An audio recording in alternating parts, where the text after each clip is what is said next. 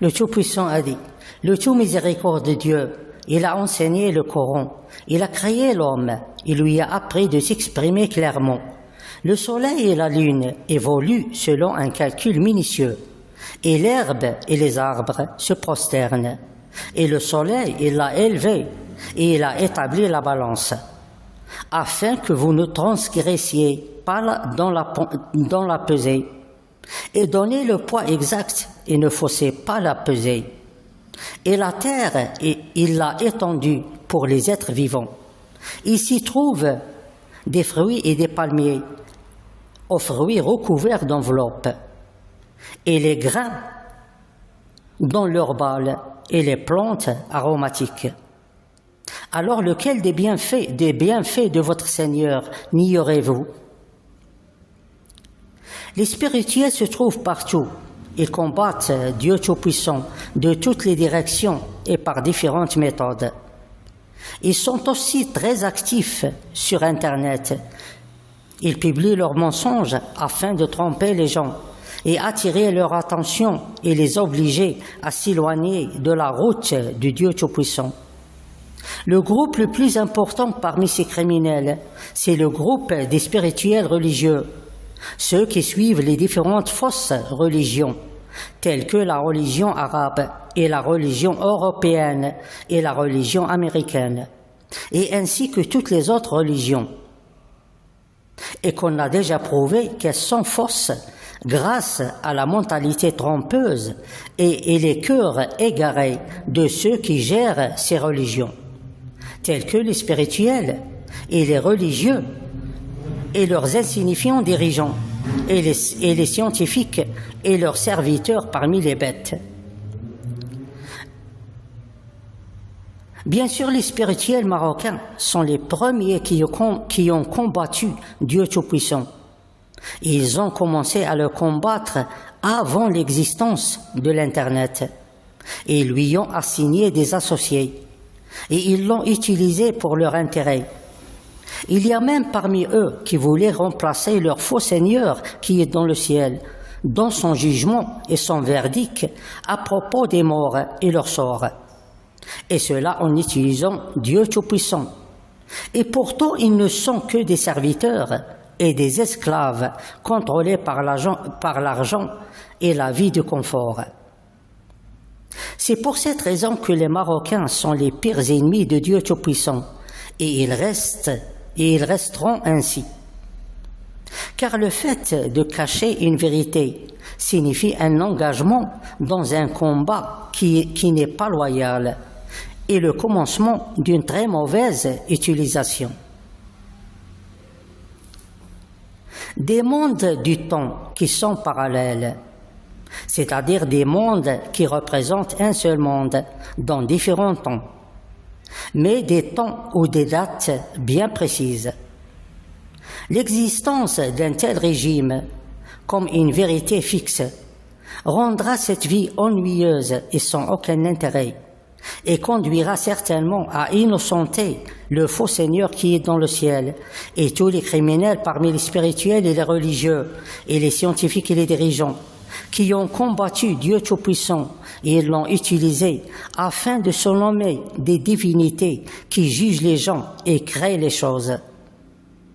Alors ce n'est pas en compliquant les choses et en passant de l'état du mouvement des mulets et des ânes vers l'état de l'immobilité du temps, comme si on veut retourner du monde scientifique au monde spirituel, que la sagesse et la puissance de Dieu Tout-Puissant apparaissent. Et ce n'est pas l'analyse et l'étude de la complexité qui signifie la découverte et de la création de Dieu Tout-Puissant. L'art de la création suit le temps et l'art de la découverte de cette création se fait par la méthode habituelle et acceptable par l'être humain, c'est-à-dire créer création après création sans arrêt et en même temps découvrir création après création sans ennui, et non pas découvrir toutes les créations en un seul instant, comme une surprise compliquée et ennuyeuse. Mais il arrive pour Dieu Tout-Puissant de donner des exemples aux gens et pour piéger les criminels parmi les spirituels et les religieux et les scientifiques et les dirigeants et montrer leur corruption et donner la justification de la punition. Bien sûr, le message de Dieu Tout-Puissant est publié pour tous les gens. Et la plupart des gens ne peuvent pas comprendre pour le moment la définition exacte de l'exemple créé. Alors il est inutile d'en donner plus de détails.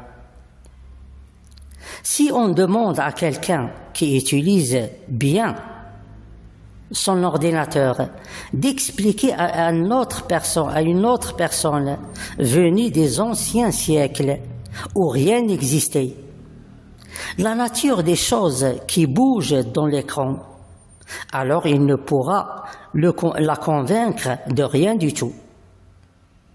Et si un atome vivant ou intelligent traverse l'écran d'un téléviseur et vit dans un film, puis on demande aux plus grands savants du monde d'expliquer à cet atome la nature des gens qui sont morts dans le film, ou la nature de cet Américain qui monte sur son mulet et porte une arme, alors il ne pourra le convaincre de rien du tout.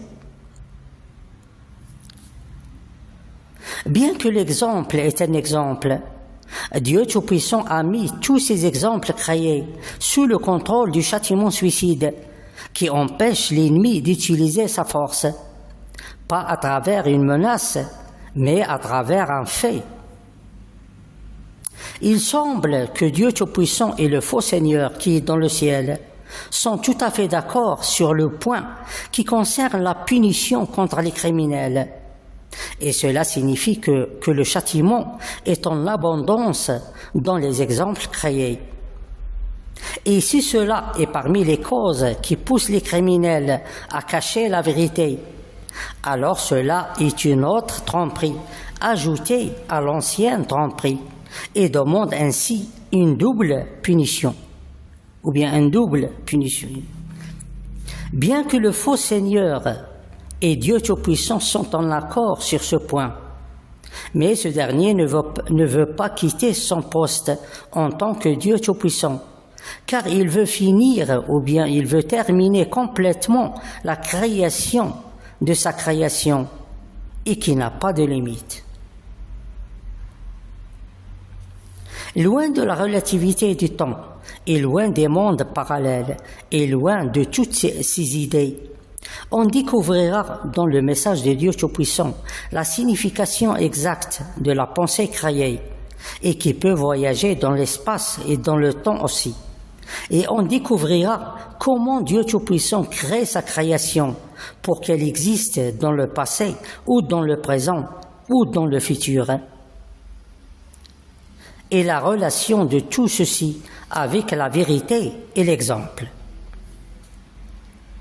La partie du message de Dieu Tout-Puissant qui a été publiée jusqu'à maintenant est une très importante partie et elle est en vérité très suffisante pour Dieu et pour la plupart des gens. Bien sûr, si le message est vrai, car le but maintenant est de laisser les gens découvrir la véracité de ce message et découvrir les créations de Dieu annoncées dans ce message, telles que la vie éternelle et ses 3 ruisseaux, et la corruption du chemin des criminels et des trompeurs, et l'efficacité des différents châtiments.